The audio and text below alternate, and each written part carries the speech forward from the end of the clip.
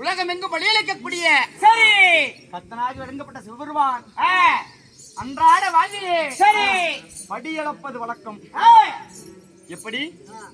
யானை முதல் எறும்பு கடை வரை என்னாய ஜீவபேதங்களுக்கும் படியளக்கிறார் கர்த்தர்.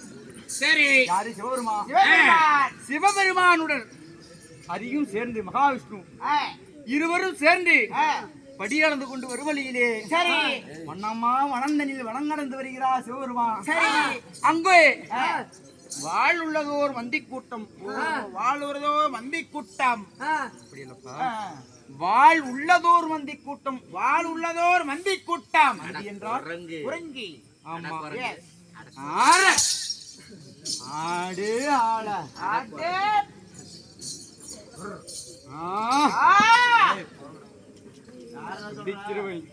ஏய், நாய் கடிச்சா ஊசி இருக்குது, பாம்பு கடிச்சா ஊசி இருக்குது, தேளு கடிச்சா கூட ஊசி இருக்குது.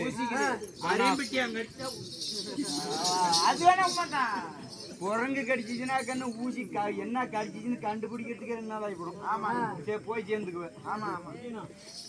மாதவன் மனமா வடங்கடந்து சிவபெருமானும் மகாவிஷ்ணுவும் வந்து கொண்டிருக்கும் பொழுது வாழ்வுள்ளதோர் மந்தி கூட்டம் குரங்கு கூட்டம் எல்லாம் ஒன்றோடு ஒன்று கட்டி பிடிப்பதும் மரத்து மேல் ஏறுவதும் ஒரு கிளையிலிருந்து மற்றொரு கிளை தாவுவதும் விளையாடுவதுமாக இருந்ததா மந்தி கூட்டங்கள். சரி, மாணவர்கள் அப்போ சிவபெருமான் கண்டார்.